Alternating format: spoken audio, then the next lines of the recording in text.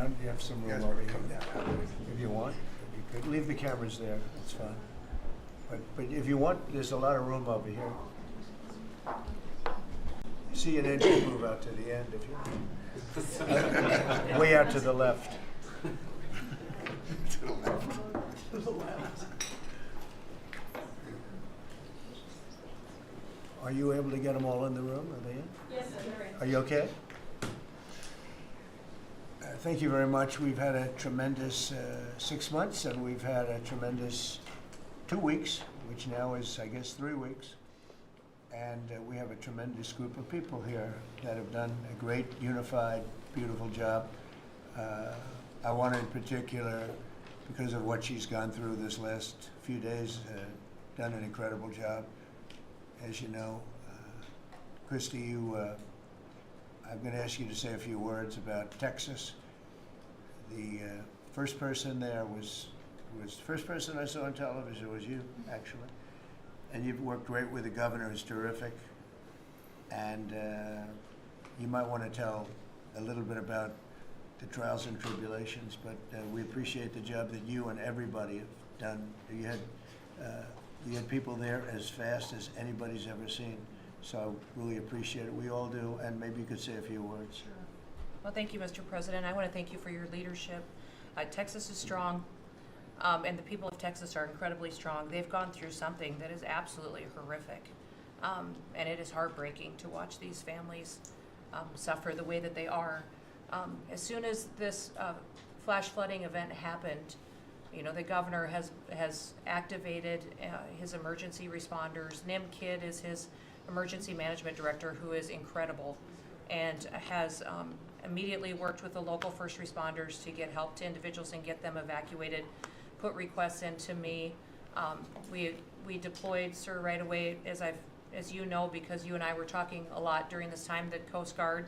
We also had some assets out of Customs and Border Protection. Our board TAC teams went in and helped with rescues and clearing debris so that we could get roads open and people get the help that they need. I think when I got there the most, sir, that day, as soon as I arrived on site, was getting a briefing from all the emergency responders, was just how unified they were in focusing on the fact that we're there to save lives. They were there to rescue people, find people who were still alive, and to reunify them with their family members. We as a federal government don't manage these disasters. The state does. We come in and support them, and that's exactly what we did here in this situation. FEMA went to an enhanced level immediately, but as soon as you signed the major disaster declaration, we were able to get them resources and dollars right away, just like you envisioned, through state block grants to help them with cleanup. And we're still there in presence, and FEMA's been deployed, and we're cutting through the paperwork of the old FEMA, streamlining it much like your vision of how FEMA should operate, and it's been a much better response to help these families get through this terrible situation. We still are looking for people. We're still looking for a lot of little girls and other family members that were camping along that river, and they will continue until they find every single person, and we will continue to help them and assist in that. I was surprised when I got there at the camp that day, right after this happened, the parents that were there, the parents that were looking for their children and picking up their daughter's stuffed animals out of the mud and finding their daughter's shoe that might be laying in the cabin, and just hugging and comforting people matters a lot. I'm extremely grateful for God's hand in that whole situation, because hundreds and hundreds and hundreds of people were saved. And this is a time for all of us in this country to remember that we were created to serve each other. God created us to take care of each other.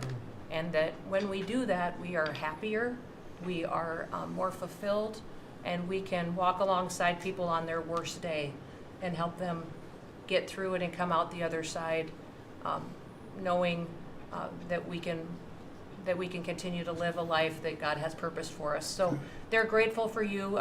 Several times the day after the flooding, you and Melania were on the phone with me, and I want to thank you for that. That meant the world. I was able to tell many of those folks that I had been visiting with you and that you had said, whatever they need, Christy, let's deploy it and get it down there and be helpful. And on Sunday, when the families were waiting at a church to identify their children's bodies, Franklin Graham and I called in and prayed with the families and read some scripture with them, and he was incredible in making himself available to that as well. We'll be back down there in a couple of days and continue to do all we can, but this is an unprecedented event. It really is. There's been tragedies like this around the country, but everyone is unique in different situations, and the response the federal government had supporting the state through this, I'm proud of the people that stepped up and immediately came. The Coast Guard, when they came in, they had a difficult time even getting the aircraft in and landed. They had to try several times in the weather to get it in and deploy, and I think we've heard about, our one Coast Guard member that was responsible for saving over 165 people, but that entire crew did incredible work. And all the first responders there did incredible work. And I know people are getting tired now, but they're getting reinforcements and volunteers are showing up.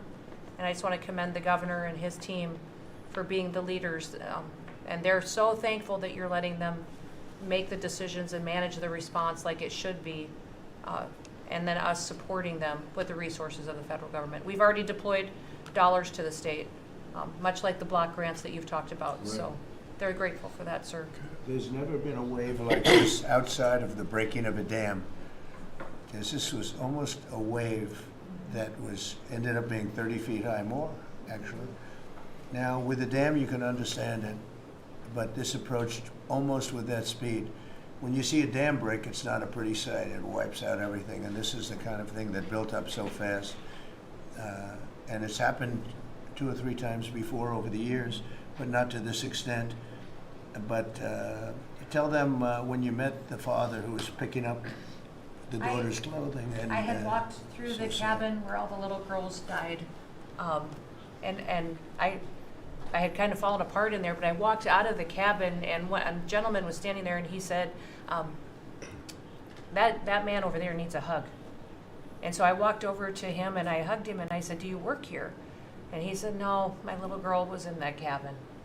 And he said, and I just found her best friend about an hour and a half ago. She had passed away. And he just fell apart. And so then we just hugged and talked for probably an hour about that. But then there was the grandpa was there looking for his granddaughter as well. There was a dad there of one of the counselors. The counselor was alive, but she was dealing with the fact that she had hung on to some of these girls and was trying to keep them out of the floodwaters, and had gotten hit by something and had lost 2 of the girls and wasn't able to hang on to them, and was going to live the rest of her life thinking about that moment when she wasn't able to hang on to these girls. But these parents were picking up their kids' belongings out of the mud and throughout the camp and putting them in bags. And then one of the dads said, I knew 50 of these girls here. So I knew that was her dress and my daughter's friend's dress. So he was picking it up and putting it in a bag to return to her parents. And so it was and then the director was there comforting everybody who had lost his father the night before too, and he was still there trying to facilitate all of these parents grieving their children and find them. So the strength of people is incredible. One of the things that I asked there that day was that they all have escorts or counselors when parents come in. So from that point, that when they came into the camp, that they have somebody with them when they're going and looking for their children's belongings or looking for their children. And so very emotional, but also just so tragic. The relationship with Texas and the governor has been obviously very good for years with me, but the relationship with Texas and their first responders and us with our first responders and lots of other people, and we brought in a lot of helicopters from all over. And we had a lot of helicopters. It was actually dangerous, a lot of helicopters up there, but they were real pros, and they were responsible for pulling out a lot of people, and we got them there fast. And Texas had some good ones too, but the response has been incredible. And The fact that we got along so well, I don't know, I don't even think that's a political thing, but we got along so well, and it was so unified. I think a lot of lives have been saved. That could have been as bad as it was, and you could have lost double or triple. This thing was just really horrible. Well, congratulations on a great job, and I appreciate it. I know you're going down. I'll be going down on Friday with First Lady, who will be taking a trip, and we don't want to get in anyone's way because that's what happens. The president goes and everyone's around focused on. I don't want anyone to focus on us, but it's possible they could have somebody saved still. Yes, There's a lot of areas. It's a big area, and probably unlikely at this point, but there could be. I mean, they're thinking there could be the possibility, but what a tragic situation. A good job, and we'll see you on Friday, and we'll finish out the day here. I think you've been reading a lot about, it's a terrible topic when you talk about financial after this, but we have a big country and we've been doing very well. The tariffs, as you know, are starting to come in at record levels. Tremendous amounts of money are coming in to our country. We never did that before. We're not used to it. We only have tariffs going out. We only adhered to the rules of other nations who charged us tremendous tariffs because we were led by stupid people or people without any business sense. And I'd like to ask Scott, you could maybe talk a little bit about how well we're doing with regard to the money coming in. And the big money will start coming in on August 1st. I think it was made clear today by the letters that were sent out yesterday and today. Go ahead, please. Yes, sir. We will have taken in about $100 billion in tariff income thus far this year, and that's with the tariffs, the major tariffs not having started till the second quarter. So we could expect that could be well over $300 billion by the end of the year. We don't agree with CBO scoring, but for those who do, the CBO scored tariff income over the next 10 years at $2.8 trillion, which we think is probably low. And sir, under your leadership, we're witnessing. And they gave us no credit during this last little, the great, big, beautiful bill. I always use the word great. I add that to it because it really is what it is. It's never been anything like it, actually. And I want to thank all the Republicans that voted for it. And I want to, scold the Democrats because they're voting for tax cuts. They're voting for no tax on tips, no tax on Social Security, no tax on overtime, and many, many other things far more important than that. Great health care, and frankly, every Democrat should lose their election because it was purely political to vote. They were told not to vote for it. So think of it: we got 218 to 2, and then with the Senate, we had 50 to 3. Democrats didn't vote at all. Not one positive vote. With all of the good things in there, economic development money, tremendous border money. Now you're loaded up on the border, and I don't think we're going to need so much of it because we had zero come in last month, so I'm not sure how much of it we want to spend. You may think about that. You may actually think about saving a lot of money because the wall's been largely built, and it obviously worked. But you may want to think about that. But so. I think it's incredible when I watch the Democrats, and they have standard lines like they had Russia, Russia, Russia. They had the laptop from hell. It all came from Russia. They make things up and they go with it, and they feed it to you people in many cases. And they said, "Here's our line," and I hear the new line is death. Oh, it's death. Everyone's going to die. There's nothing to do with death. In fact, we're saving our country. Death is from allowing 25 million people into our country, of which 3 or 4 are stone cold, hard criminals. 11,888 are murderers, many of them committing more than one murder. That's death, and the Democrats did that. Joe Biden did that by allowing people to come in here, just totally unchecked, unvetted, open borders, open borders. The whole world was dumped into our country from prisons, from gangs, from mental institutions. We have many people walking the streets, walking in areas that we don't know anything about, that came out of insane asylums. They released the insane asylum population into our country, and it's amazing the job that you and Tom Homan are doing, by the way, on that. But we have to get them out, and we have no choice. We have to get them out, and we are getting them out. And so, Pete, you want to tell them about our great military and how well we did with respect to the bombers and the B-2? We had the pilots here 2 days ago, and they were incredible people. Go ahead. Yes, sir. Truly a historic mission, and demonstrated the skill and courage of the United States military. From those B-2 pilots and families that we had a chance to meet, sir, to the fighter pilots, to the refuelers, to the maintainers, to the air defenders who defended the base. What was demonstrated on the world stage was American military might and capability. And it wasn't just Fordo and Esfahan and Natanz that took notice in Iran. It was the rest of the world, that we have a decisive commander-in-chief willing to use these capabilities, which are the best in the world. As the president pointed out, no one else could have done what America did there on that night, and everyone took notice of that. With the One Big Beautiful Bill, sir, we've got $150 billion additional to invest in Golden Dome and all the other weapon systems and stockpiles and shipbuilding priorities of yours. Another month, another historic recruiting bump. It's not just the Army and the Marine Corps anymore, it's the Navy, the Air Force, and the Space Force, all historically ahead of where they've ever been. So historic spirit inside the military. We had a chance to be at NATO, Marco and I, and see how the world responds to us saying it's time for you to shoulder the burden and take the lead for your continent. It only happens with President Trump leading. And we're proud to be a part of what's going on at the border, sir, with now a fourth national defense area where we're helping get to that number 0 in securing the border. But that mission, Operation Midnight Hammer, re-established deterrence. It reversed what happened in Afghanistan. You saw the debacle of what Biden allowed to happen in Afghanistan and what that did to our image. President Trump said, with Operation Midnight Hammer, we're reestablishing American leadership and deterrence, and we're proud to be a part of it, sir. And our so-called enemies were watching. They watched every minute of it. They watched. There was very few people that weren't watching, actually, but they watched every minute. It was a perfect military performance, the likes of which we haven't seen in a long time.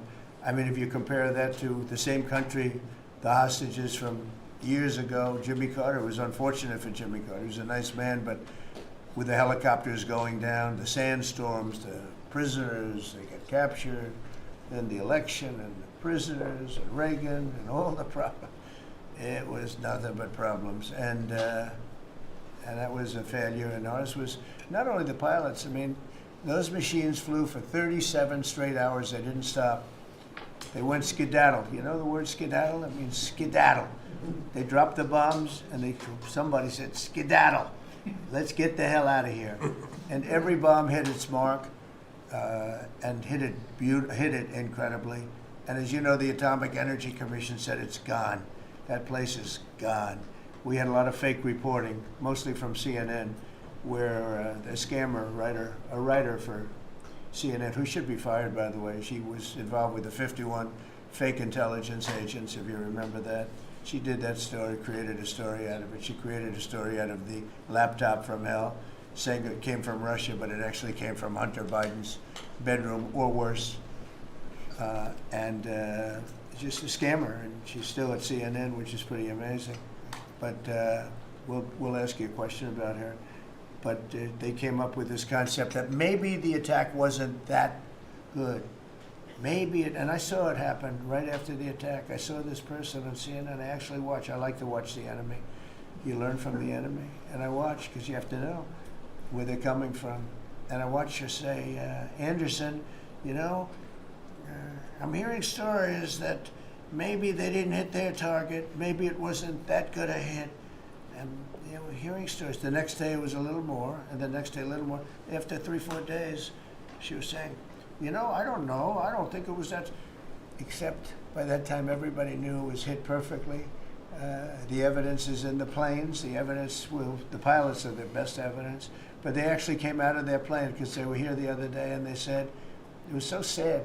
We did such a good job. We flew into very dangerous airspace. I'll never forget, we were in the Situation Room, and they said they have entered Iranian airspace, and everyone took a deep breath because they had more missiles pointed at them, but the equipment is so good, it's stealth, way up in the air, and it was stealth, and they went right through that, and they sort of, by the time they found out they were there, they were already gone. That was the word skedaddle, get the hell out of here. But they were right in the most dangerous airspace in the world, and they took those big, beautiful, very fast, they're unbelievable planes. I mean, they become really beautiful works of art. I always thought they sort of were cool, but now they look better than just cool, don't they, huh? But they dropped the loads, and literally they would hit, if you look at this table, from here to there, they had a half a refrigerator door is the way to best explain it. Take a refrigerator door, average size, cut it in half. That was their target. They hit every single one. Then we had 30 missiles, Tomahawk, shot from submarines 300 miles away. Every one of them hit their target. It was a perfect mission. Then they came back, almost 37 hours. Every plane worked perfectly. The mechanics were here too. I said, you got to get the mechanics here. We didn't have any problems. If you remember, they had a lot of problems with the helicopters, but they did fly through a dust storm, which they shouldn't have done. Sometimes you say, let's go back and try it on a nicer day. Dust and sand don't work well with helicopters if you know much about helicopters, but that was a horrible embarrassment to us. Then we had Afghanistan, which I think was the most embarrassing moment in the history of our country, and we would have gotten out. I was the one that got them down. I would have kept Bagram, the big air base, which right now is controlled by China, one among the most powerful runways in the world, thick with concrete and steel. Anything could land, and right now they were 1 hour away from where China makes its nuclear weapons. I was keeping it. Outside of that, we were leaving, and I would have been out faster than them, but we would have gotten out with strength and dignity.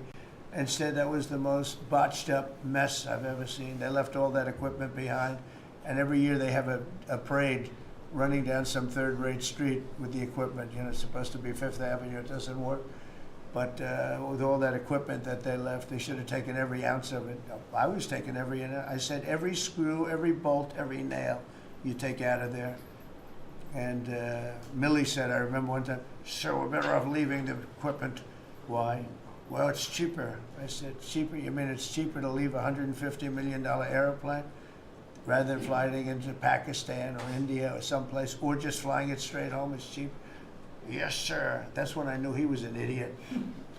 Didn't take long to figure that one out. But they left all that equipment, but they left their dignity behind. It was the most embarrassing moment, in my opinion, in the history of our country. Not that we got out, we should have not been there, but that we got out the way we got out, with great embarrassment and death. You had 13 young people. I've gotten to know their families very well, but you had hundreds of people killed that nobody talks about. Yet the other side, many people were killed. Many people are walking around with no legs, no arms from that whole thing. They left from the wrong airport. They should have left from Bagram, because Bagram was a big base with hundreds of miles of fencing and territory around it. Nobody would be able to get near it. And they left. So, we've done a great job, and I think people are really starting to see it. They're starting to appreciate it. Pete's done fantastically. That mission was a work of art. And I have spoken to some of our perceived, I don't know if they're enemies, but they're perceived as being potential enemies. And they essentially said the same thing. Very impressive. There wasn't a thing that we didn't lose an engine. We didn't lose it. They landed and they were cheered. But the sad thing was they were cheered, and one of the pilots said, we were a little concerned because when we got out, we were told that on television they were reporting that we may have missed our targets. Sir, we hit every target. That's what I do for a living. We hit every target. In fact, when the bombs hit, a yellow haze came over the horizon that I've never seen before. It just lit up the whole horizon, brighter than the sun. It was like looking into the sun. He goes, we hit our target, because you know what that was exploding. And but they were a little downbeat because they listened to that fake CNN reporting and the fake New York Times. They worked together to try and say that it wasn't perfect. They couldn't say what they missed. All they could say is, maybe it wasn't perfect. And you ought to fire that reporter immediately. You should fire her. Real fake. And so I just want to congratulate those pilots. And a lot of people don't like bringing things like that up. I do. I always like confronting, because otherwise the public doesn't know that you're a bunch of crooked people. But they know, they've learned. and the media has to straighten out their act. You know, the media is down to 17% approval. You got to do a little better than that. It's important for the country that you do better. I think they ought to make a lot of changes. I think changes are going to be made to the media, but it's hard to have a really successful country if you have a corrupt media, and we really have a corrupt media. And nobody really knows why. I mean, why would you want to have open borders and criminals pouring into our country? Why would you want to have men playing in women's sports, transgender for everyone? You know, you'll have to figure that out. But some of you don't. I mean, I'm looking at some people, they love the country, but I look at other people and they can't. But we were really proud of our military. It was, and the people that maybe don't like us or want to play games with us, because I think that had you not had the situation in Afghanistan, I don't think Putin would have gone in. I think when Putin looked at how stupid and incompetent that operation was, he said, wow, this might be a chance. And we're dealing with him now too. We're not happy with Putin. I'm not happy with Putin. I can tell you that much right now, because he's killing a lot of people. And a lot of them are his soldiers and their soldiers, mostly. And it's now up to 7,000 a week. And I'm not happy with Putin. Okay, any questions? Yes. Yes, sir. You just said that you're not happy with Vladimir Putin. Is there anything that you plan to do to act on that feeling of Well, I unhappiness? wouldn't be telling you. Don't we want to have a little surprise? You know, one of the things we did with the attack is that, and you asked that question, I didn't mean to be rude, but I'm in a rude because I'm looking at some of these crooked people up here, so I'm rude, but your question was asked very nicely. But one of the things we did is we went over every fact. We wanted to get every fact straight.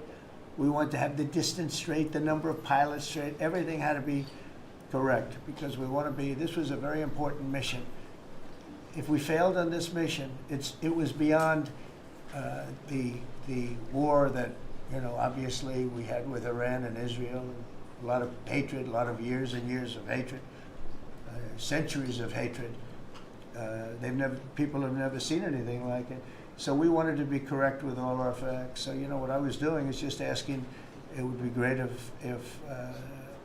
if the media would be correct with their facts. That's all we ask for. So, go ahead. So finish it up. Oh, yes. Just returning back to Russia, if there's anything that you would signal about your displeasure with them. Well, look, I'm very unhappy with them. There's no reason for this. It's turned out to be tougher, but it's only tougher. And I will say the Ukrainians were brave, but we gave them the best equipment ever made. We gave them the anti-tank busters that knocked out tanks. I mean, you just aim them in the direction of the tank and the tank is gone. We gave them missiles, the latest and the greatest. They were able to shoot down a lot of things that would have normally wiped out.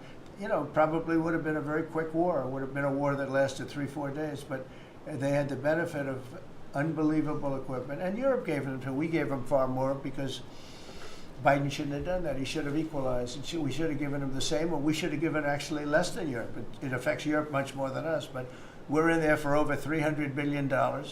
Europe's in there for over $100 billion, but still, Europe gave a lot.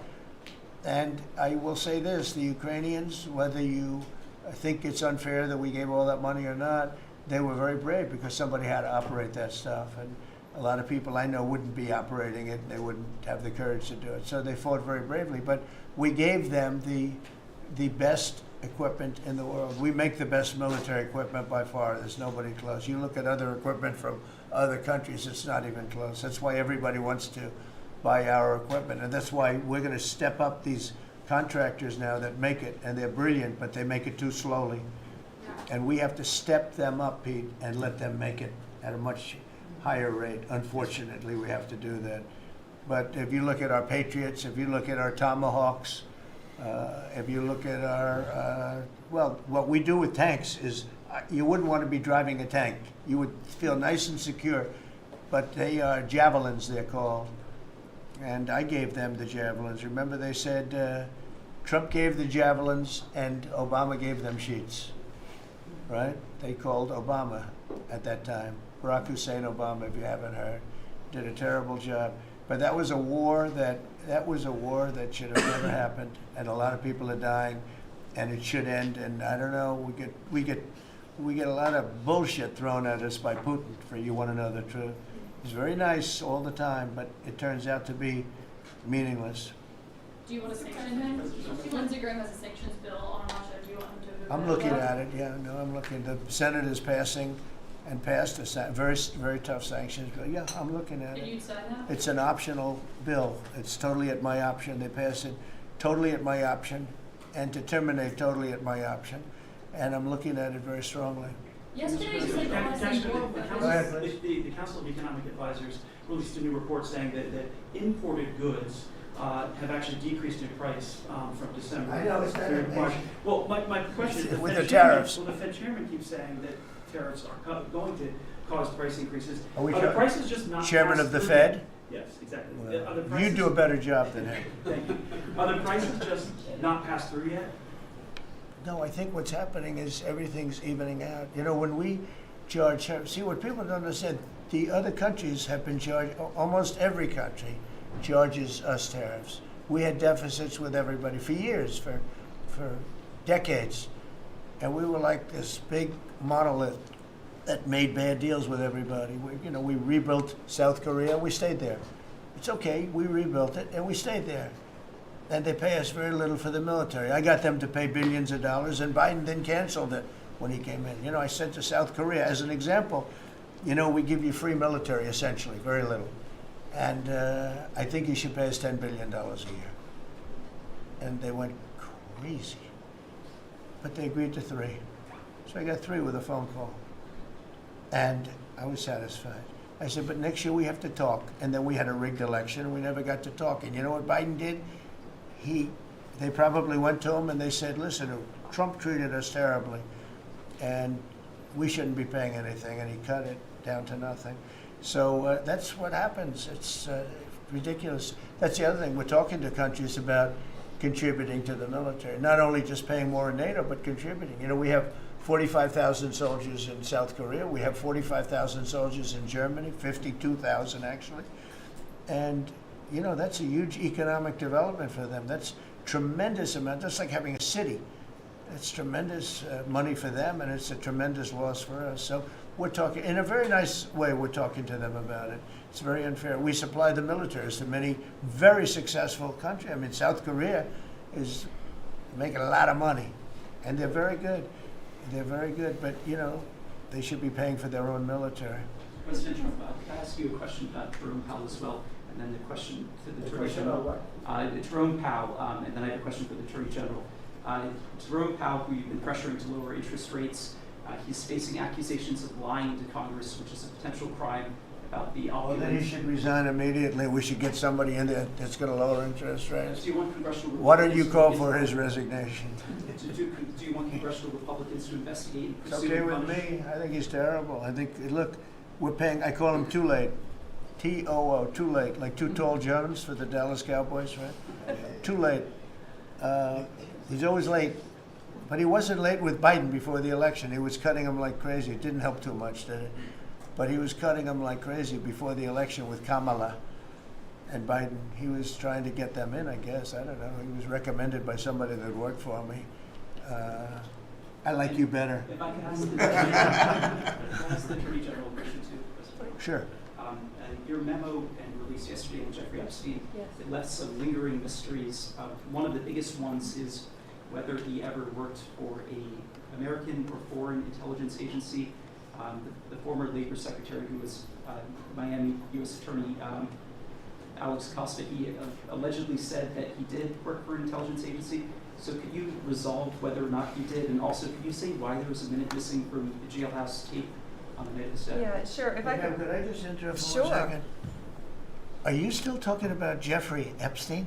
This guy's been talked about for years. You're asking, we have Texas, we have this, we have all of the things. And are people still talking about this guy, this creep? That is unbelievable. Do you want to waste the time, and do you feel like answering? I don't mind answering. I mean, I can't believe you're asking a question on Epstein at a time like this where we're having some of the greatest success and also tragedy with what happened in Texas. It just seems like a desecration, but you go ahead. Sure. First, to back up on that, in February, I did an interview on Fox, and it's been getting a lot of attention because I said, I was asked a question about the client list, and my response was, it's sitting on my desk to be reviewed, meaning the file along with the JFK, MLK files as well. That's what I meant by that. Also, to the tens of thousands of video, they turned out to be child porn downloaded by that disgusting Jeffrey Epstein. Child porn is what they were. Never going to be released, never going to see the light of day. To him being an agent, I have no knowledge about that. We can get back to you on that. And the minute missing from the video, we released the video showing definitively the video was not conclusive, but the evidence prior to it was showing he committed suicide. And what was on that, there was a minute that was off the counter. And what we learned from Bureau of Prisons was every night, they redo that video. It's old, from like 1999. So every night the video is reset, and every night should have the same minute missing. So we're looking for that video to release that as well, showing that a minute is missing every night. And that's it on Epstein. Mr. President, on the tariffs again, August 1st, you said it is the deadline. What incentives do countries have to negotiate? It seems that deadline keeps moving. It was April 2nd, now it's... We didn't move, no. It's always been August 1st, that's what we're paying. A statement was put out today, and I put it out just to make it clear. It wasn't a change, it was August 1st. We don't change very much, you know. Every time we put out a statement, they say he made a change. I didn't make a change. A clarification, maybe. No, August 1st they pay. And everybody pays, everybody has to pay, and the incentive is that they have the right to deal in the United States. If they don't want to, they don't have to pay, and they don't have to deal here. But if they want to buy and make a lot of money and sell in the United States, they have to do that. You know, if you go back and look at some of the good presidents, our country was the wealthiest, proportionately the wealthiest, from 1870 to 1913. It was an all-tariff country. We didn't have income tax. That came in in 1913. We had tariffs. And we had so much money we didn't know what to do with it. We had, we had a couple of presidents that were very, very strong. McKinley, I guess more than anybody, but he was the tariff king, but he was very, very strong. It was sort of sad. He made a fortune for this country, became very rich, and then Teddy Roosevelt went out and vice president, and he spent the money. And they said Roosevelt was a great president. And let's say he was a great president, but the money was paid by McKinley with tariffs. Tariffs are charged by other countries at levels that are ridiculous. And you know, I call those other countries, and every one of them is willing to give us everything now, by the way, just so you know. Sir, we'll charge you no tariffs, nothing. We'll give you everything. We'll give you access to our markets. We'll give you everything. Is that a correct statement, Scott? Yes, sir. Howard, would you say that's a correct statement? Exactly correct. It's like they just don't, because they're very spoiled, because for years they ripped us off and we didn't have a president that understood it, or Secretary of Treasury or Secretary of a lot of different secretaries are involved, but certainly Commerce Secretary was, you know, not doing their job. I don't know about Kelly, she's small business. We'll keep it that way, okay? Her small business is bigger than almost all big businesses when you add it all up. But no, they are very respectful of our country. But the incentive is that they have the right to do business with us. Without that, they don't have the right to do business. And that would be okay, too. And when the next deals, Yeah, go ahead. in the next 24 hours, will we hear a flurry of deals? Yeah, we have a lot of them going out. But the deals are mostly my deal to them. We're picking a number that's low. We don't want to hurt them, and fair. We're picking a number that's lower than, in most cases, lower than what they charged us.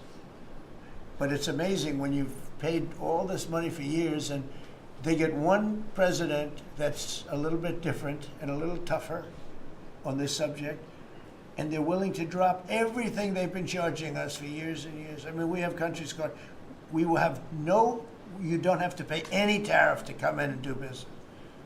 They're giving us total access to their countries. They gave us no access to the country. They say, well, you cannot go into our okay, good. Now it's, we will give you total access and you don't have to pay any tariffs. But please don't charge us tariffs. And we don't like that deal. So the letters I send out are, we have made some deals. We can make a lot more deals. It's just too time consuming. It just makes it more complicated. And we can do things over the years too. You know, we're not hard line. But it's about time the United States of America started collecting money from countries that were ripping us off and laughing behind our back at how stupid we were. Okay? Thank you. Mr. President, Yellow, in the yellow. on the tariff issue, so you've talked about India coming, but then a couple days ago you issued a new tariff threat to members of the BRICS countries for if they aligned with anti-American policies. 10% charge. That would be India, Brazil. That's right, they have to pay 10% if they're in BRICS. Because Right. BRICS was set up to hurt us. BRICS was set up to degenerate our dollar and take our dollar as the standard, take it off as the standard. And that's okay if they want to play that game, but I can play that game too. So anybody that's in BRICS is getting a 10% charge. Is that immediate, sir, or is Yeah, that pretty soon. if they engage in some behavior? Well, if they're a member of BRICS, they're going to have to pay 10% tariff, just for that one thing. And they won't be a member long. I thought BRICS was, you know, I said this about a year ago, and it largely broke up.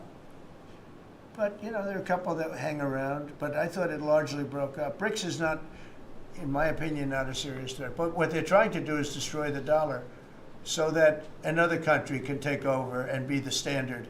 And we're not going to lose the standard at any time. If you have a smart president, you will never lose the standard. If you have a stupid president like the last one, you would lose the standard. You wouldn't have the dollar as you. And if we lost the world standard dollar, that would be like losing a war, a major world war. We would not be the same country any longer. We're not going to let that happen. The dollar, you ever hear the expression, dollar is king? The dollar is king. We're going to keep it that way, okay? And I'm just saying, if people want to challenge it, they can, but they're going to have to pay a big price. And I don't think any of them are willing to pay that price. There's some question. Thank you, Mr. President. Are you optimistic about reaching the tariff deal with the European Union soon? Well, the European Union has been speaking to us, Ursula and the whole group, and they've been very nice. They treated us very badly until recently. Now they're treating us very nicely. It's like a different world, actually. They've treated us very badly. They were among the toughest to deal with. Actually, in many respects, they were much worse than China. Look at what they do to our companies. They sue Apple. They sue Google. $17 billion they got from Apple on a lawsuit that they didn't have a case. They have, you know, judges that are European Union judges. And they ruled, they take so much money away from our country in terms of that, in terms of other things that they do. They're very tough. But now they're being very nice to us, and we'll see what happens. We're probably 2 days off from sending them a letter. We are talking to them. I just want you to know, a letter means a deal. You know, a lot of people said, we got 200 countries. We can't meet with 200 countries. We have a few trusted people that know what they're doing, that are doing a good job, but you can't do it. You have to do it in a more general way, but it's a very good way. It's a better way. It's a more powerful way. And we sent them a letter. You read the letter. I think it was well crafted. And mostly it's just a little number in there. You'll pay 25%, 35%. We have some at 60, 70. Those are ones with massive, you know, where we have massive trade deficits because they've treated us very badly. But I would say in every case, I'm treating them better than they treated us over the years. Don't you agree with that? I could have done much. I could have been much harsher. I don't want to do that. We want to have relationships, but in every case, they treated us far worse than I'm treating them. I'm treating them very good. I could go higher with the tariffs, but I don't want to hurt them. That's why when you just read it, you come up with the number. It's so incredible that prices are actually going down. Just so you know, when I got in, everyone said, "Oh, eggs are going through the roof." That was the first. I was in for about 4 days, and they started screaming at me about eggs. I said, "That's Biden's problem." I didn't know about eggs, but eggs went up about 5 times. You did a fantastic job, and we ended up shortly getting. In fact, for Easter, they said, "Go out and buy plastic eggs. You can't use real eggs." Well, we bought 200,000 eggs for the White House for the Easter egg hunt that we have at the White House, and there were eggs. We had the price down, and now the price is lower than it was before. We did a good job with eggs, but we did a good job with groceries. Our prices are down in this country. A big part of it's oil. The oil, you had a couple of places last week, you had $1.99 for oil, for gasoline. Nobody thought they'd see that. I want to get it lower if I can, but we've done a good job. You've done a very good job. Do you want to say a couple of words about that, you and Chris, about what's happening with energy? Well, absolutely, but I would say on the pricing side, President Trump, the fact that you've endorsed and supported a policy of energy dominance, that sends a signal to the market that we're going to have more supply. You talked during the campaign about inflation being a country buster. You've broken the back of inflation. In 6 months, among all the other things you've accomplished. We have no inflation. And we've got, and then heading into the 4th of July, these were the lowest gas prices at the pump in 4 years. And again, for Americans, this is like hundreds of billions of dollars that stay in their pockets because we lower the price of gas at the pump. But when we lower the price of energy, it lowers the price of food. It lowers the price of the clothes you wear. It's the biggest thing. It's the biggest thing. It's like a big tax cut. When you get energy down, every 50 cents is like a massive tax cut, and we've gotten it down much below that. You know, we had great energy, great low prices, everything else. When the election turned over, I'm trying to be nice about it. It turned over, shockingly, but nevertheless it happened. Energy started going up, and it went up really bad, and then he went back to the Trump policy. The problem was they didn't know how to do that, and he lost it. He lost that sucker. That big sucker was out of control, and his energy prices went way up, and that's what caused it. But it was also stupid spending. They spent money like, they used to use the term drunken sailors, but I won't use that term. Although it is very descriptive, I won't use that term. I refuse to use it. But they spent money at levels that nobody had ever seen before, and trillions and trillions of dollars wasted on the Green New scam. Greatest scam in the history of our country, other than maybe Russia, that might have been. But the Green New scam was the single greatest scam in the history of our country, and continues to be, but it's weakened badly. It's hobbling along because people are finally getting it. But they spent trillions of dollars on the Green New scam, getting nothing for it. Devised by a couple of young people that weren't even good college students, you know? Not even good students. Check out their marks. Yeah? Can you clarify something else, Mr. President, No, on what you said last not night? for CNN. You said you The were last- sending Not more for jobs. CNN. Go ahead. The You last said jobs you send more report, in the jobs last to jobs report, Ukraine. Mr. President, in the last jobs report, the manufacturing jobs actually lost 7,000 jobs. When will the investments that you've been talking about have an effect? Well, on they're manufacturing? building the plants now. About 7 have started. We're going to have hundreds started within a short period of time. Lee Zeldin, who may be the most important man in this room, I'm sorry, but he's the one that gets the permits. Where is Lee? He's the one that has to get the permits for the plants and the factories, and permits that used to take 5 years, he's getting in record-setting times. AI, we're leading China a lot in AI, and if we go with this, you know, I'm allowing the plants to build their own electric. I'm allowing them to become an electric utility, so they can produce their own electricity, because we need double to be successful with AI, which is the biggest thing now. We need double the electricity that we have, which is hard to believe. We need even more than that. And they're building plants with their own electricity substations. They don't have to use the grid. And anything they build extra, they're putting into the grid. So we're supplying the grid with brand new electric sources. And you know, it's funny, when they came to see me, they never even asked for that. I told them about it. The reason they didn't, they thought that was an impossibility. You're not allowed to build your own electric. These are massive investments that are being made in building electricity for their plants. And they're going to have, I think, Doug, a lot of electricity left over. And that electricity is going to be passed into the grid and give us no more, you know, like you look at California. They have blackouts and brownouts every week. They're totally out of control. They have a really incompetent governor. Where's Chris? Is he here? Do you want to speak to the subject? Yeah, I think a huge thing in the One Big Beautiful Bill, Mr. President, because of your leadership, is the ending of these subsidies, as you call them, the Green New Scam. That saves our country $500 billion over the next 10 years. But American taxpayers were paying twice. They're paying that money, $500 billion in the subsidies, and they were paying more expensive electricity price. If you subsidize something, you should at least lower the cost of it. But in this case, we were subsidizing something and paying more for it. So the one big beautiful bill had two huge things: ending wasteful spending. Wind, solar, and batteries combined are 3% of U.S. total primary energy. 3% for $1 trillion, another $500 billion coming. It's just not a good investment, hurting our businesses, hurting our consumers. And the one big beautiful bill also unshackled oil, gas, and coal development in the United States, onshore and offshore. Secretary Burgum has been working tirelessly on how, by getting the government out of the way, private businesses will develop more resources in the United States, lowering costs for American consumers and making much better leverage for the United States to help our allies abroad and reduce the power of our adversaries abroad. So just a huge win on the energy front all around, and I thank you for your leadership.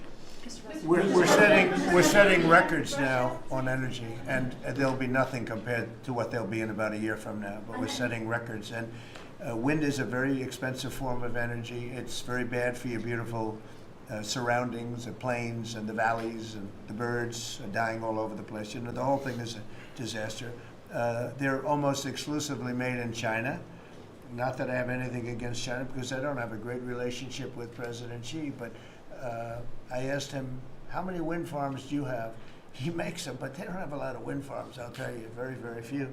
And wind is tremendously expensive and is very ugly. And if you own a house that's inside of a windmill, your house is worth less than half.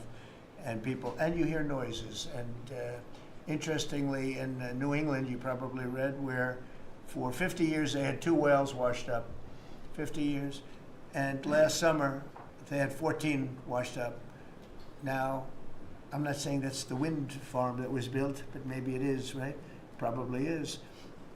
It's tremendously expensive, and it can only be done with subsidy. You know, I know a man that's in that business, and one of the biggest in the world actually runs a company that builds these stupid windmills. And he said, I hate the business because it's the only energy where you need subsidy. He said, energy shouldn't need subsidy. You should make money with energy. So wind. The other one is the solar, those big solar fields. They're taking our farmland. Our farmers are like mortified by it. They hate it. It's very, very inefficient and very ugly too. You know, probably better than a windmill, but you go around and you see all these things that are 3 miles long by 3 miles wide, and you say, what the hell is that? And it's a lot of plastic from China. It's plastic, black plastic from China. Now, we want to be smart. We're going with, look, China right now is building 58 coal-fired plants, 58 big ones. They have 62 on the books to build. We've reintroduced clean, beautiful coal, because you know you can do a lot with coal now. Clean, beautiful coal, and natural gas, and all of the other things that we have. But we don't want wind, and we don't want solar, because they're a blight on our country. They hurt our country very badly, and smart countries don't use it. Solar sounds good, I will say, and I like, on occasion, you'll see a roof which is made out of solar brick, but it's a smaller use. We need the kind of thing that's going to fire up our plants, and it's not going to be wind, you know, that is very intermittent, as you probably know.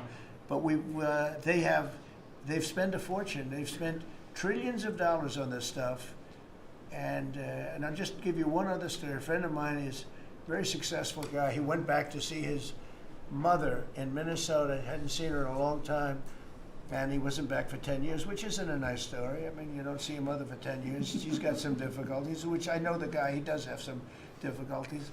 He's very successful, but probably not the nicest person. It was actually longer than 10 years, but he went back and he told me he wanted to go and look at the valley. There's a valley in Minnesota that he thought was so beautiful. And I hadn't seen it in a long time. He's driving along the road. He said, oh my, I'll use the word gosh, oh my gosh. He said, oh. He said, it looked like a junkyard. You had 159 windmills. They were all over the place. Some were old, some were newer, different companies, different shapes, different sizes, different colors. Many of them were terminated. Terminated meaning closed. You can't take them down because the environmentalists don't let you bury the blades because they're made out of a fiber they say is bad for the earth. So they want you to put them up, but they don't let you take them down. But many of them were turned off. He said it looked like a junkyard. Go to Palm Springs, California, and take a look at that pile of junk. And you go into a wealthy neighborhood. Before you get there, you have to ride through hundreds of windmills that are, most of them are turned off. They're rotting, they're rusting, they're 30 years old, 20 years old, and they have a very short life. You know, those windmills have a very short life, especially the ones that are in the nice salty Atlantic Ocean and Pacific Ocean where the salt just gets under that steel and decimates it. Now, it's a horrible, horrible thing for our country. And I speak out. It would be nice to say wind, because it sounds so good, doesn't it, Doug? Wind, wind. But it's not.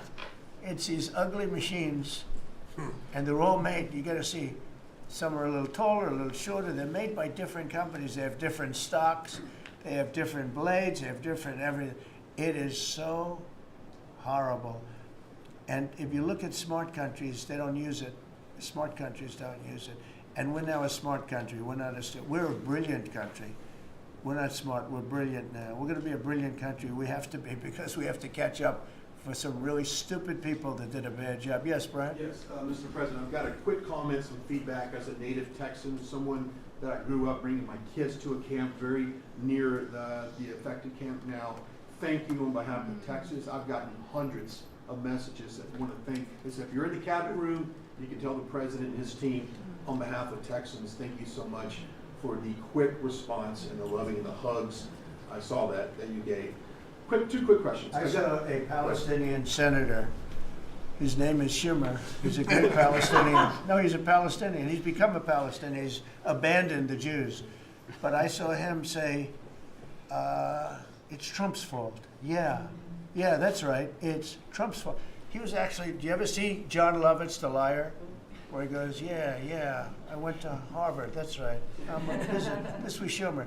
He goes, yeah, it's Trump's fault, that's right, it's Trump. I actually saw that stupid guy try and blame it on me, and I said, man, that's a tough one to take. But his career is limited because I hear AOC is going to beat him, and she's no bargain either, by the way. Go ahead.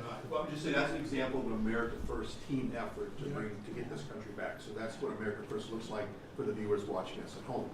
Two questions. It looks like we have a rogue judge, an Obama-backed rogue judge that is attempting to block the funding to Planned Parenthood, which the big, beautiful bill cuts off the funding to Planned Parenthood. Any plans to challenge that? Good. Absolutely. Yes, we're on it.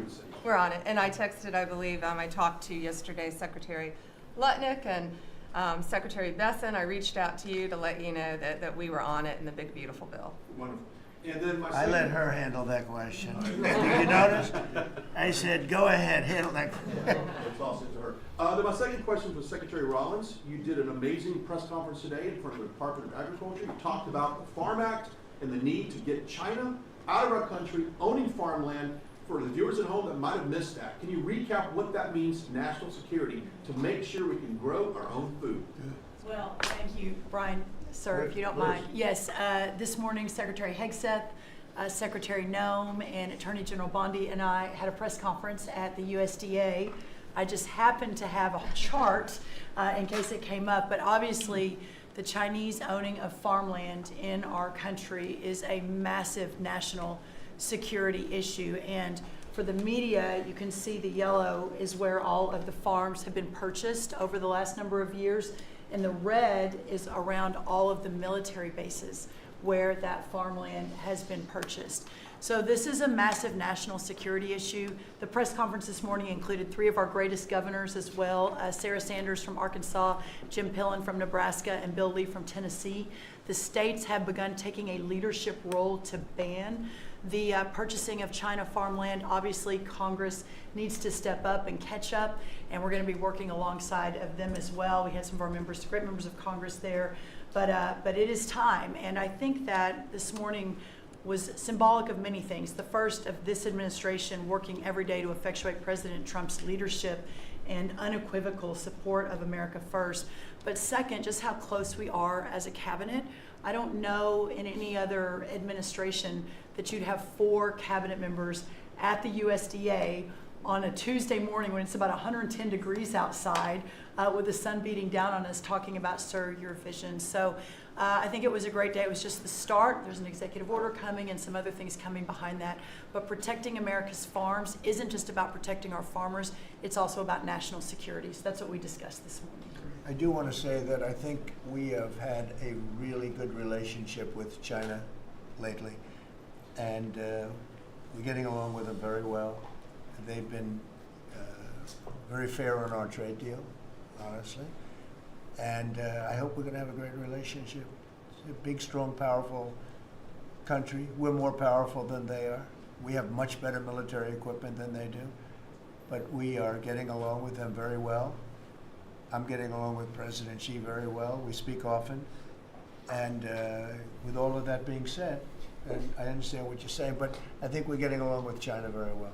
Mr. President, you want to send more weapons to Ukraine, as you said last night. Last week, the Pentagon paused some shipments of weapons to Ukraine. Did you approve of that pause? We want to put defensive weapons because Putin is not treating human beings right. He's killing too many people. So we're sending some defensive weapons to Ukraine, and I've approved that. So who ordered the pause last week? I don't know. Why don't you tell me? I think that's a question. Go ahead. Mr. Yeah. President, on immigration, the Secretary of Agriculture did say this morning that undocumented workers would not be covered by any amnesty from working on farms. You had said maybe that the ISA folks won't go after those folks on farms. So which is it? There's no amnesty. What we're doing is we're getting rid of criminals, but we are doing a work program. Do you want to explain that, please? Yeah, this morning we talked about, of course, this was a top of mind question. This morning we talked about protecting the farmers and the farmland, but obviously this president's vision of no amnesty, mass deportation continues, but in a strategic way, and then ensuring that our farmers have the labor that they need. Secretary Chavez-DeRimmer has been a leader on this. Obviously, this comes out of the Labor Department, but moving toward automation, ensuring that our farmers have that workforce, and moving toward an American workforce. So all of the above. We've got to give the farmers the people they need, but we're not talking amnesty. Laura, do you want to say something about that? Thank you, Mr. President. On this, thank you, Secretary Rollins, how important this is never to displace the American worker. What the Department of Labor is doing is focusing on what the law entails now, being more modernized, more streamlining to work through the H programs. We're going to have a concierge approach to that, where we have developed a new office to answer the need of our farmers and ranchers and producers, and not to displace the American worker and follow within the law now, and that does not include an amnesty program at all. And we've seen that working, and we'll continue to have that roll out. On the other topics that we've somewhat talked about, the jobs numbers, Mr. President, 4 months in a row we've seen those jobs numbers increase. That's an exciting time for our manufacturers. That was asked earlier. We know it's going to take some time, but through that deregulation process that Lee and I are working on as well, the Department of Labor has rolled out 63 new deregulations that we're going to be moving through. In the first Trump administration, it was successful with over 30. We've just rolled out 63 new ones in order to double down on those manufacturing companies to let them know that we have signaled through this process that we will assist them in getting the workforce that they need. It's an exciting time. That one big, beautiful bill, that was the signal to my former colleagues in Congress to get this done. It's been an important time. I spent time on the ground visiting 7 states in 9 days prior to that bill being passed, because it was the most pro-worker piece of legislation that we will ever see really in this country right now.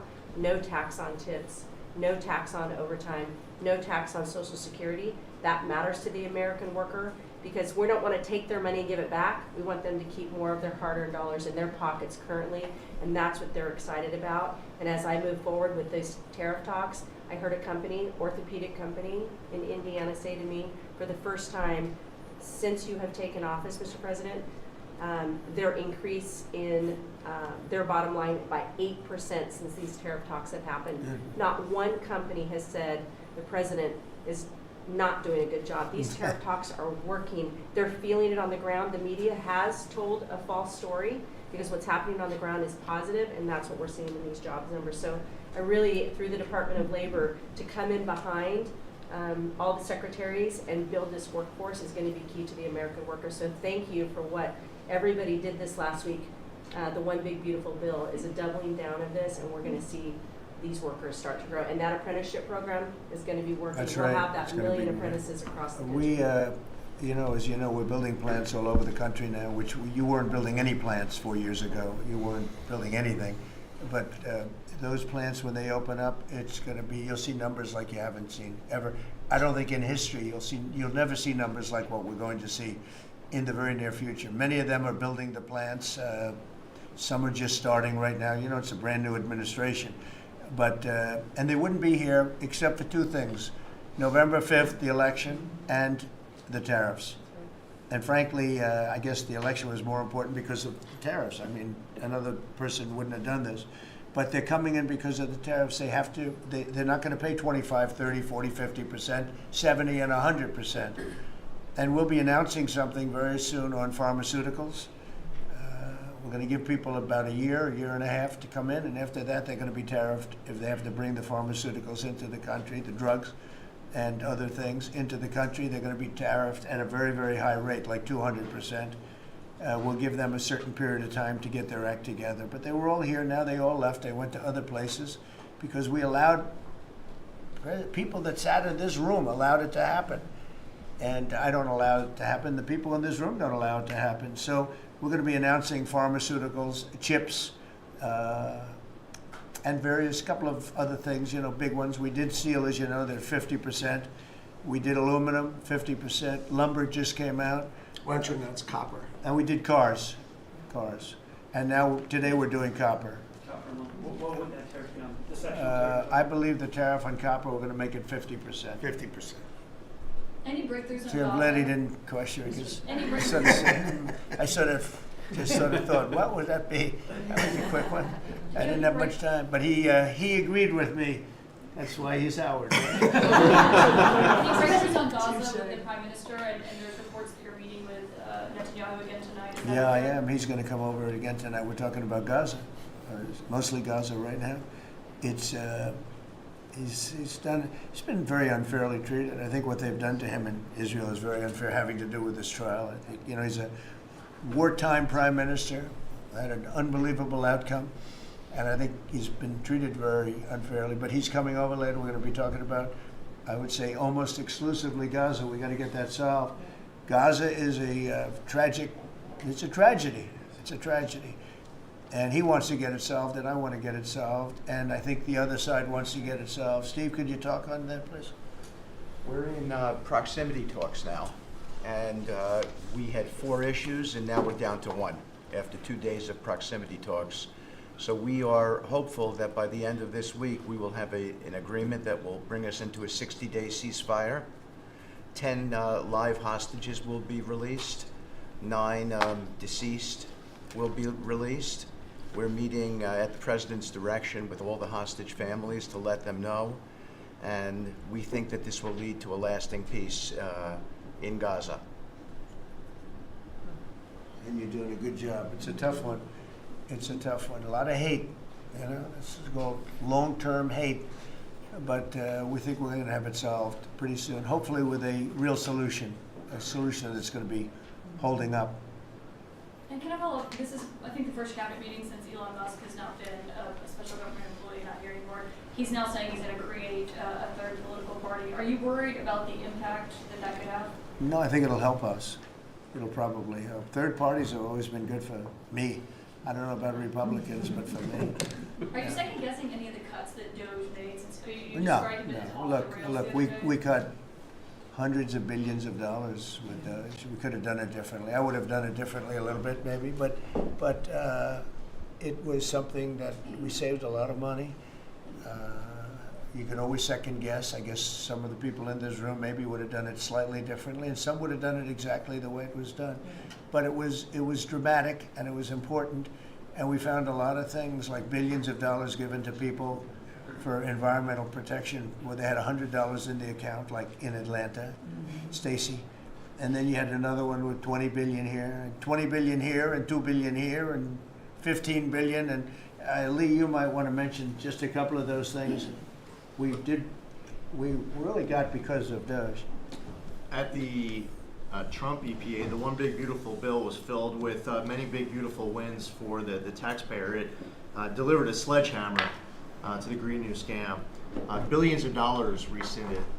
So it's a big deal for the American taxpayer who sees money go through pass-throughs that are filled with self-dealing and conflicts of interest. They see unqualified recipients. They see reduced agency oversight, and they want accountability with their tax dollars, and they got it. So in the example of the Stacey Abrams connected NGO, they received $100 in 2023. They got $2 billion in 2024. They had to complete training on how to develop a budget that was put into their grant agreement. They, out of nowhere, started paying a CEO $800,000, a COO $450,000, 22 people making over 150 grand. Out of nowhere, this is tax dollars. So money go through pass-throughs, through other pass-throughs, through other pass-throughs, and we lose oversight over it. And you see that it's going to former Biden officials, it's going to former Obama officials, it's going to Democratic donors. And we're not here saying we want to take money from a left-wing NGO and give it to a right-wing NGO. We want to give it back to the taxpayer. This is about us being good stewards of American tax dollars without any apology or regret. That's why President Trump was elected last November, because there were a whole lot of people who maybe they hadn't voted Republican in a long time. Maybe they didn't even vote for President Trump the first time around in 2016, but they're regretting that vote from 2016 and they were making it right in 2024. So the One Big Beautiful Bill gave us the tools to rescind billions of dollars more. We're seeing hundreds of thousands of dollars that'll get wasted per electric vehicle as an example of this money that was going through it. They gave $50 million to a group called Climate Justice Alliance. They say that climate justice runs through a free Palestine. The Biden EPA gave $50 million to a group that says that climate justice runs through a free Palestine. We say that if you're going to spend $1 in the name of remediating an environmental issue, then spend the $1 on remediating an environmental issue. We say that we can protect the environment and grow the economy. We want to help grow more baseload power in this country. So why is it that it took this long for this team to get assembled, to be able to fix the mess that we inherited? But gosh, we love showing up at our jobs every single day, first thing in the morning, because all day long we get things done for the American taxpayer. And Congress did its part last week by passing One Big Beautiful Bill to deliver this accountability and to cut off the Green New scam. So maybe it's a bad day for Stacey Abrams. Maybe it's a bad day for all those well-connected Democrats getting paid off. But you know what? God bless America. Because at the end of the day, President Trump is here, J.D. Vance is here, and the greatest cabinet ever assembled to deliver that much-needed and highly demanded accountability. Well said. That was a very good answer.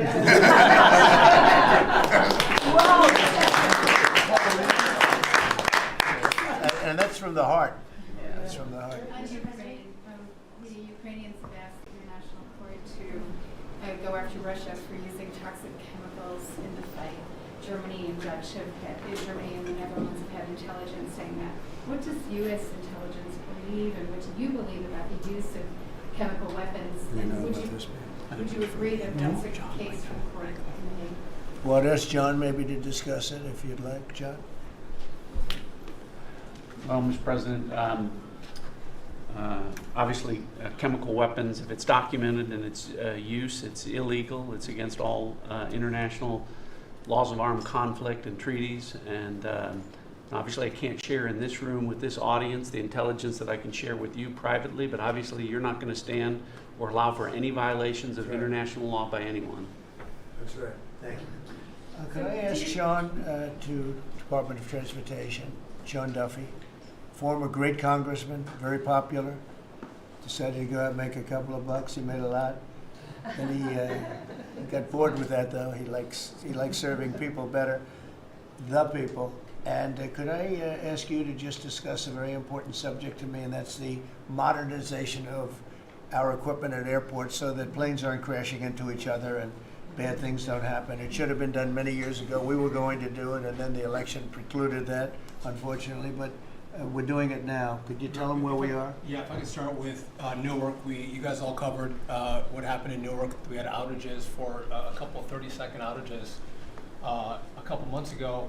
We have, in 2 months, Mr. President, it's historic speed, laid new fiber lines for communication and tested those in the next month. So those new lines for the Philly Tracon that controls the Newark airspace, they're up and running.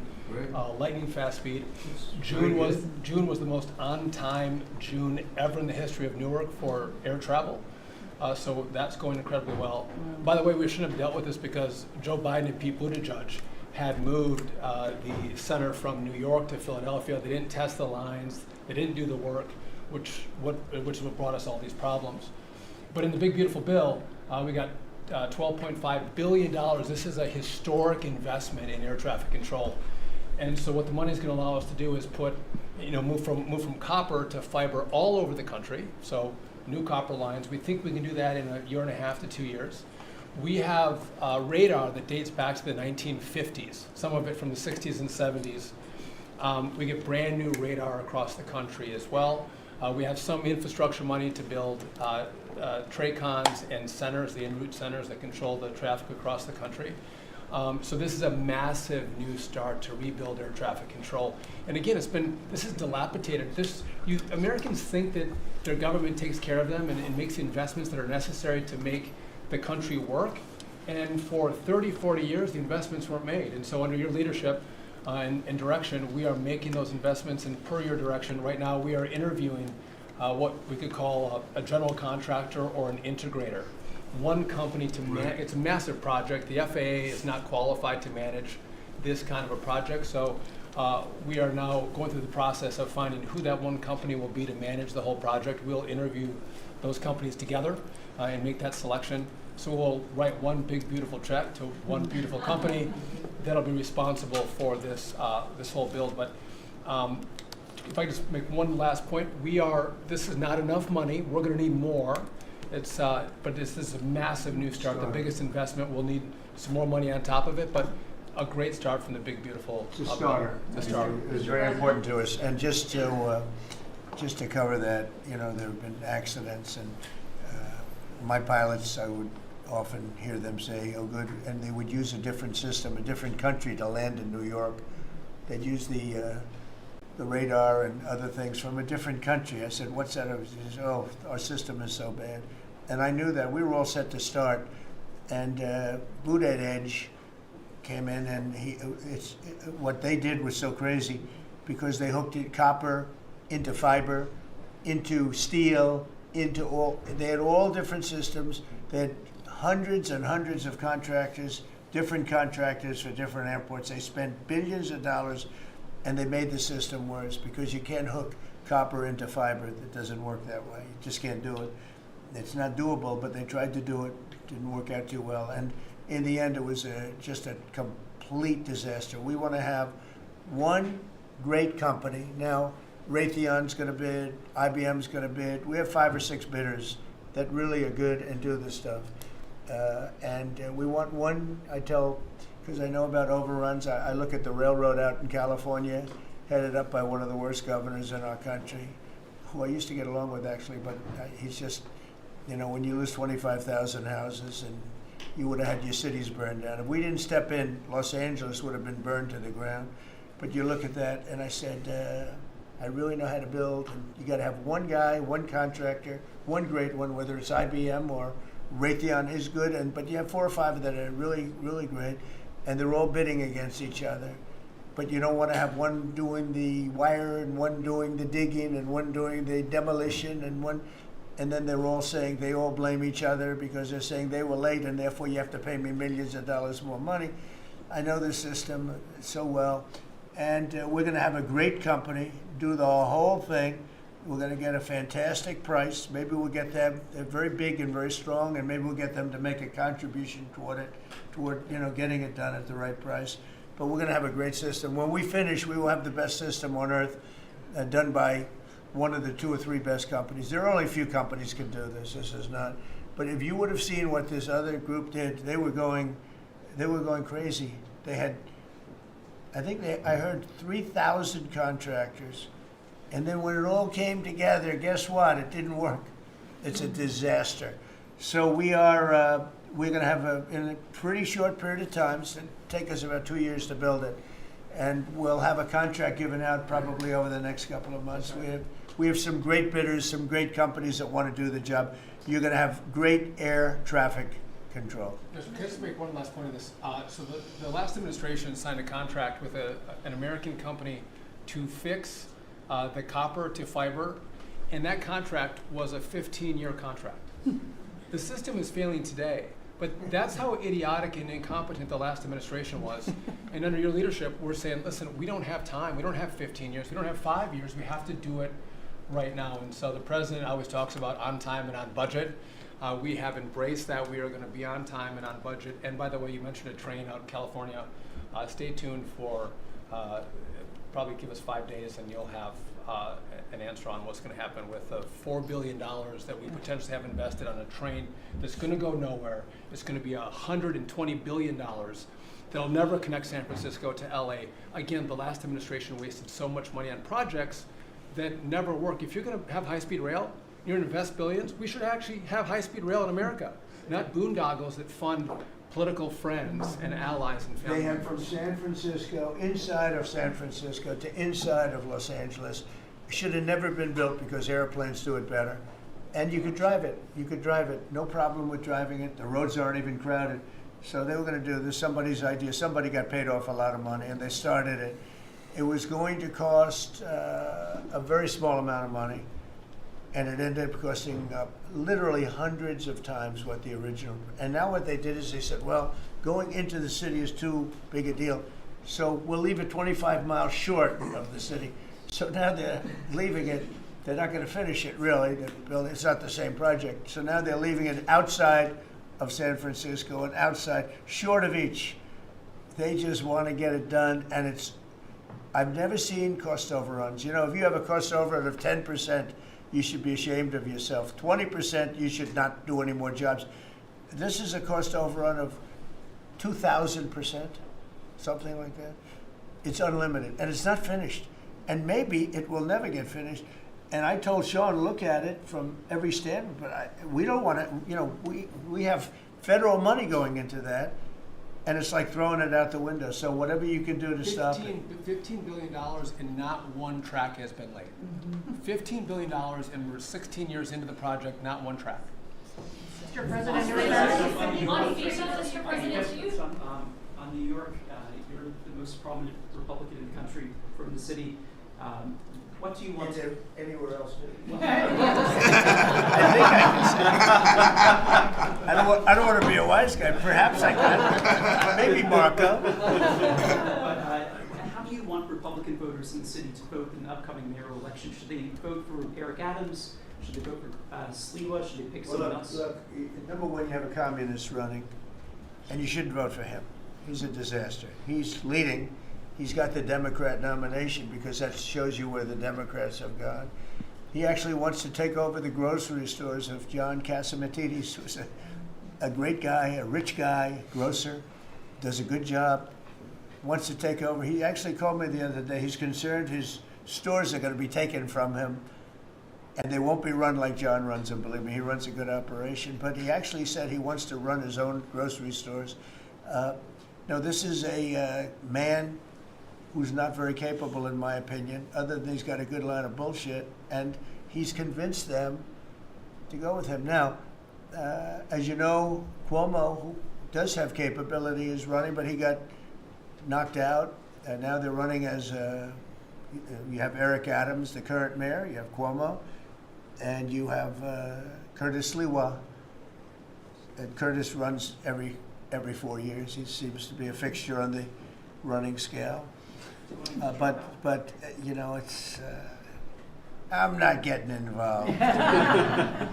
But I can tell you this: I used to say we will not ever be a socialist country, right? Well, I'll say it again: we're not going to have. If a communist gets elected to run New York, it can never be the same. But we have tremendous power at the White House to run places when we have to. We could run D.C. I mean, We're looking at D.C. We don't want crime in D.C. We want the city to run well. Susie Wiles is working very closely with the mayor, and they're doing all right. I mean, in the sense that we would run it so good, it would be run so proper, we'd get the best person to run it. The crime would be down to a minimal, would be much less. And, you know, we're thinking about doing it, to be honest with you. We want a capital that's run flawlessly, and it wouldn't be hard for us to do it. And we've had a good relationship with the mayor, and we're testing it to see if it works. But New York City will run properly. We're going to bring New York back. I love New York. You know, I loved New York for a long time. Then we had a bunch of crooked people in there. You have an attorney general who's a total stone cold crook, New York State, Letitia James, a total crook. All they do is want to go after political opponents. They do what's ever expeditious for them. She's the one that took out Cuomo because she wanted to run for governor, and then she ended up getting 1% of the vote. She polled at 1%. She dropped out, went back to attorney general. You have a lot of crooked things going on in New York. We're going to straighten out New York. Maybe we're going to have to straighten it out from Washington. But when I see a communist who has actually gotten a Democrat, pretty much gotten the Democrat nomination, they also went to that new form of voting, which is a beauty. You go in there in third place, you come out in first. That's that form of voting that they have gone to. You know what I'm talking about. It's not too good. We're going to do something for New York. I can't tell you what yet, but we're going to make New York great again also. We're going to make it great again with the country. What we've done in this country in the last 6 months, nobody has ever seen it. And I told the story, the King of Saudi Arabia, I was over there. They gave us $5.1 trillion between Saudi Arabia and UAE, Qatar. 3 stops, $5.1 trillion coming into our country as an investment, biggest investment ever made. And it's all going to good stuff. I mean, all real, big, good stuff. Energy projects, big, big things. But they all 3 told me essentially the same thing.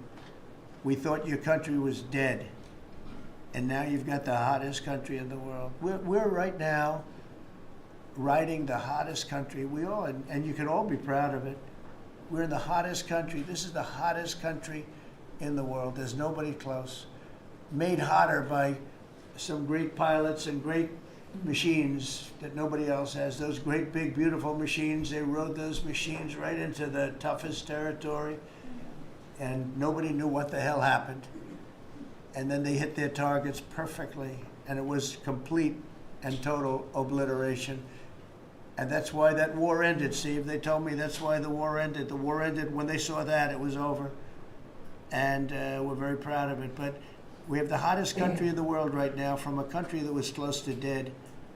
And if I didn't win, if you would have had the other person win, we all know who she is. Whether it was she or Biden, they're the same. He may have been more competent than her, and that's hard to believe, right? But if you had that ideology in, I don't believe you would have had a country anymore. I think you would have had a country that was broken up. But we had a dead country. Now we have the hottest country in the world, and everybody knows it, and everybody said it. Mr. Vice President, do you have anything to say? Well, thank you, Mr. President. I just want to say that I'm very proud of the whole team. I think everybody has worked together. You see Pete and Marco and Steve working on some of the diplomacy, Christy and Pam working on the border. We just have a really, really solid team, and we've done a lot of good work. And in particular, I want to congratulate the White House staff led by the President on getting the One Big Beautiful Bill passed. Yeah. I was personally skeptical, sir. I never told you this, but I was skeptical we'd be able to get that thing done by July 4th. We did it because we worked together and we worked very well. So it's an honor to be a part of it, but I'm really proud of you guys for doing a great job. The beautiful thing about it, it had something for everyone. That's right. Most people said it had to be broken into 7 bills. It's so big.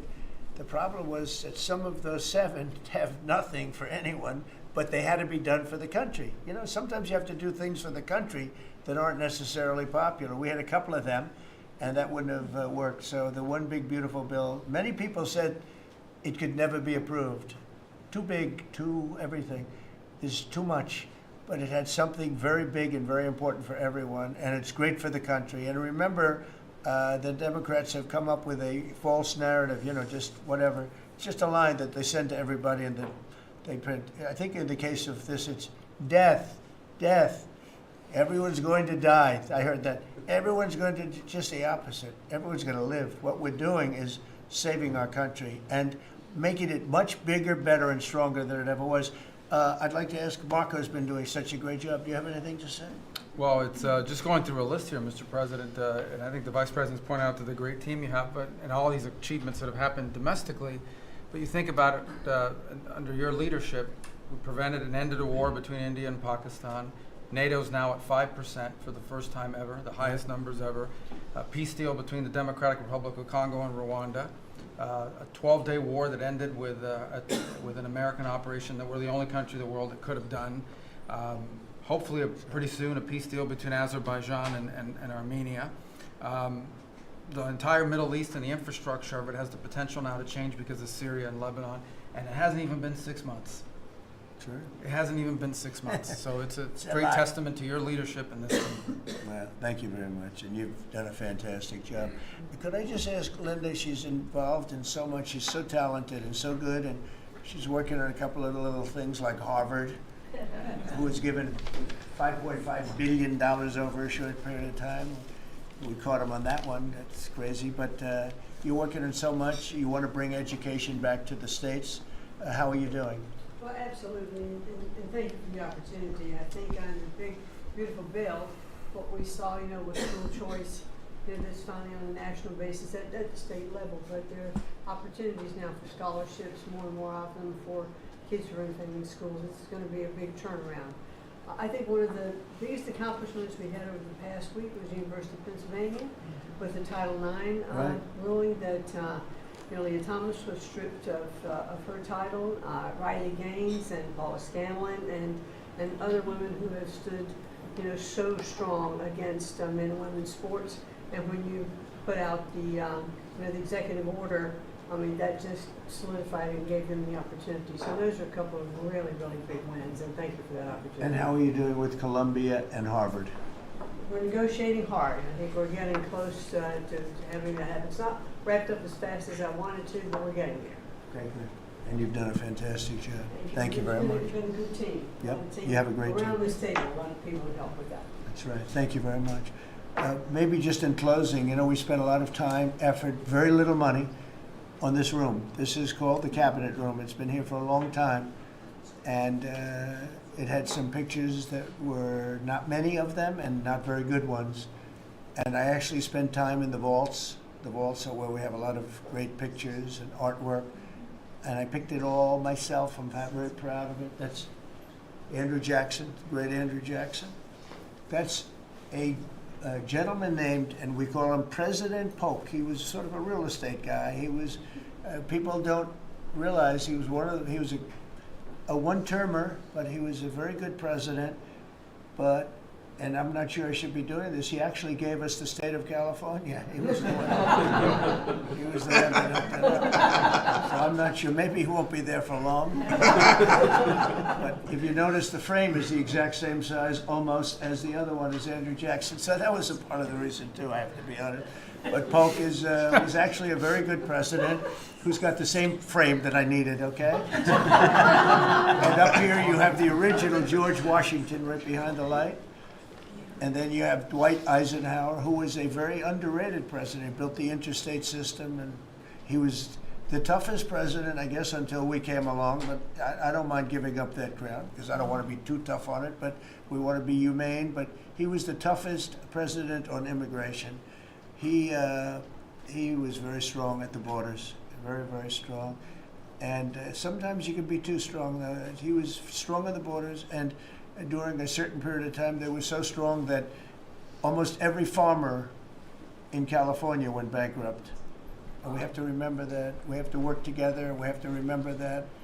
But he was a very good president and a very good general and a very good president. And I thought he deserved a position somewhere on this floor. And then you have, this is very exciting to me, he was not a Republican, to put it mildly, but he was, he was a four-termer.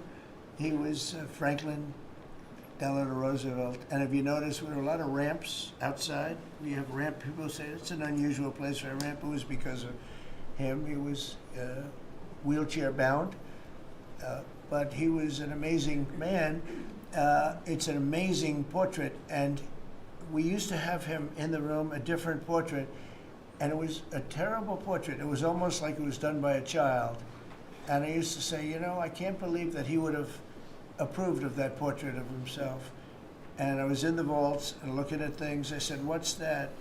And we have some great curators here. We have 6 curators at the White House. They have 2 for paintings, they have them for furniture, they have them for different things.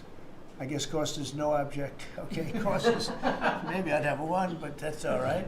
But we have 6, and they're very talented, though. And he said, that's a picture of FDR. I said, really? Let me see it. They took off the wrappings, very well preserved. And I said, that's the picture they've been looking for years. That was the picture of Franklin Delano Roosevelt. And I said, oh, wow. And likewise, that fit, see frame-wise, it just doesn't work. It doesn't work if you have, I want to be nice, but it doesn't work if you have a big frame, a little frame, and but it's like perfection. I'm a perfectionist. The mirror was down in the vaults also. I said, where is this from? And it's a very old, very storied mirror, beautiful. We put that up. And then over there is Honest Abe Lincoln. And that picture was in his bedroom. And we thought that this would be a very important place because this is where wars are ended. I'm not going to say wars are declared. I'm going to say wars are ended, okay? We'll be positive. And that's the picture of Abe Lincoln from his bedroom, sat in the bedroom for many, many years. That was his favorite picture of himself. And the Lincoln bedroom is very famous. You remember when Bill Clinton had it and he rented it out to people. Okay. We don't do that. But it's an incredible room. And we took that picture from his bedroom. That's Abe Lincoln. And then over here you have John Adams, and it's they were the first occupants of the White House, 1800. And John Quincy Adams, Mrs. Adams, they were the first occupants. So we have them looking at each other, and in between their stare is Abraham Lincoln trying to make peace. And that picture was in a room that I have that was not important, like the cabinet. I gave it up. I said, I have to give it up because that's one of the greatest pictures in the White House. The White House is tremendous art. And the Oval Office, when we're there, we'll go over that. That's really been something. Then we got the drapes, so we got the whole thing. We got new drapes. We got new, wasn't a big expense, very, very small. And we took some of the chinaware and silverware and trophyware, they call it, from the vaults, and we had it cleaned up. Hadn't been shined up in 100 years. Some of this has sat in the vaults for over 100 years. Amazing. Over 100 years. Many of the pictures that were put up in the Oval Office, as an example, those two as an example. So he was president. They moved in 1800, and he won the election, I believe, in November of 1800, John Quincy Adams. And we thought that would be, he was considered to be a good president, and he was the first occupant of the White House, so it sort of made sense. And I love the frame of those pictures. Look at those frames, you know? I'm a frame person. Sometimes I like frames more than I like the pictures. And we have the flags of the Marines, and Space Force now has its own flag. I'm very proud of Space Force, but the Army, Navy, Air Force, Marines, Space Force, the whole thing. And Coast Guard is right there. You never forget the Coast Guard. They do a great job. So we have the flags throughout the office. And it's really become quite a beautiful place. I don't want to tell this, Marco pointed it out. I was going to leave the clock. So as president, you have the power. If I go into the State Department or Department of Commerce or Treasury, if I see anything that I like, I'm allowed to take it. Do you believe this? So I'm in Marco's, I see this gorgeous clock, grandfather clock, and there it is. I said, Marco. He didn't know about it. I had to read him the rule and regulation. I said, Marco, I love this clock. Look at it. It's beautiful. He said, what clock? I said, the clock that's in the other room is incredible, and nobody gets to see it there. Marco, I tried to talk him into it first, and it sort of worked, and then I had to use a little more. I said, I'd love to take that clock out and put it in the cabinet room. He said, no, are you serious? I said, Marco, I have the right to do it, Marco. And he said, all right, what the hell? So that's his contribution to the cabinet room. But it's, by the way, it's an incredible clock. And, you know, it's an important room. So you may see it again. Maybe we'll move it back sometime. Anyway, so that's pretty much it. But it really is great. Here we put out, you know, these lamps have been very important, actually. Whether people love them or not, but if you see pictures like Pearl Harbor and Tora Tora Tora, you see movies about the White House and where wars are being discussed, oftentimes they'll show those lamps or something like those lamps, something that looks like them, probably not the reals, because I don't think they were allowed to. This is a very important room. This is a sacred room, and I don't think they made movies from here. You never know what they do. But they were missing medallions. See the medallions on top? They had a chain going into the ceiling.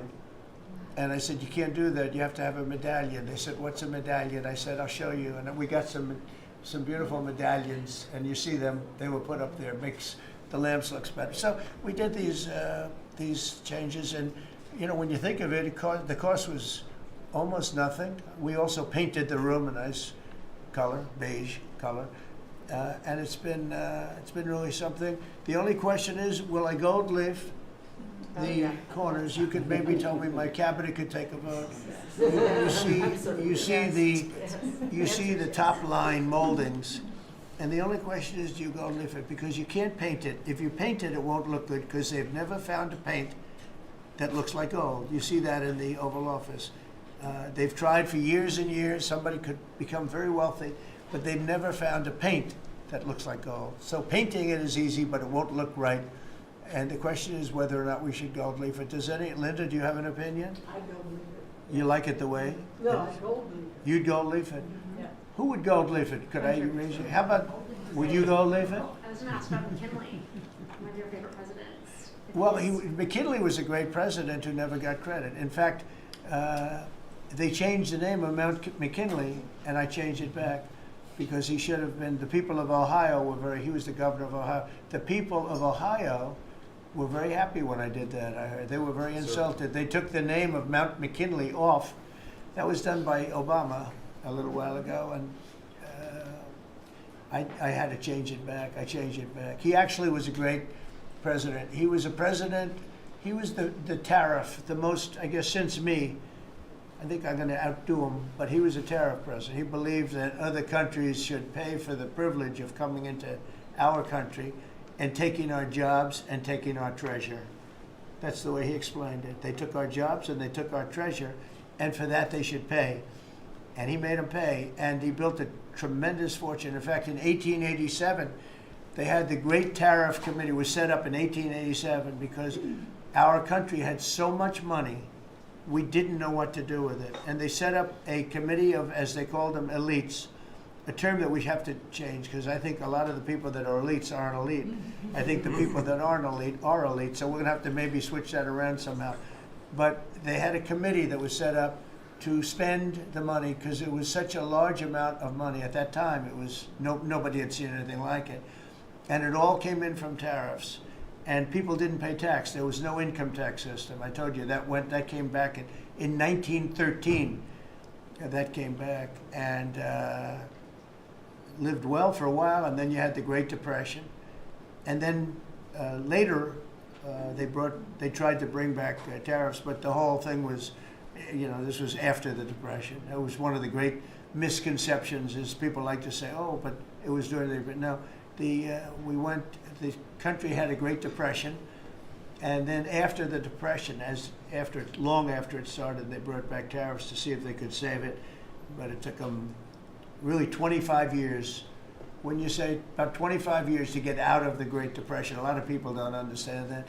But I thought it would be interesting for you to get a little view of this room. This is a very important room, very powerful room, great room. And we've done similar, but even beyond this, in the Oval Office. We brought back pictures of some of the great presidents. Many of them were in the vaults for over 100 years. Originals all, beautiful, beautiful things. And rather than sitting in a vault downstairs for 128 years, I thought we should display that, and we did that, I think, in a really good way. We've gotten very high marks. but it's interesting. People walk into that room and they look around the room. They don't even want to talk to me. They could look at it for hours. It's funny when people come into the Oval Office. It's such an incredible. It's a sacred place. When people come into the Oval from the biggest people in the world, presidents, prime ministers, kings, queens, in one case at least, queens, and the biggest business people in the world, they walk into that office and they always say, there's no place like this in the whole world in terms of the power. I mean, it's beautiful and all, but there are other beautiful offices. You have businessmen that have offices that are, you know, full floors of office buildings, floor-to-ceiling glass, and they walk in there and they say, there's no place like this anywhere in the world. There's no place. And, you know, it's what it represents maybe more than the physicality of the room itself.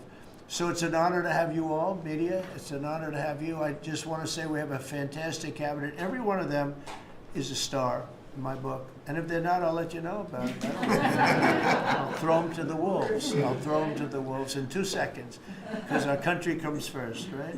But I just want to thank you all for being here. It's been a lot of fun. Thank you very much, everybody. Thank you. Thank you, press, everybody. Thank you, press. Thank you, press. Thank you, press. Thank you, press.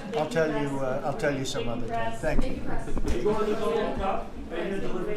Thank you, press. Yeah, I will. Thank you, press. Are we talking about next week or next?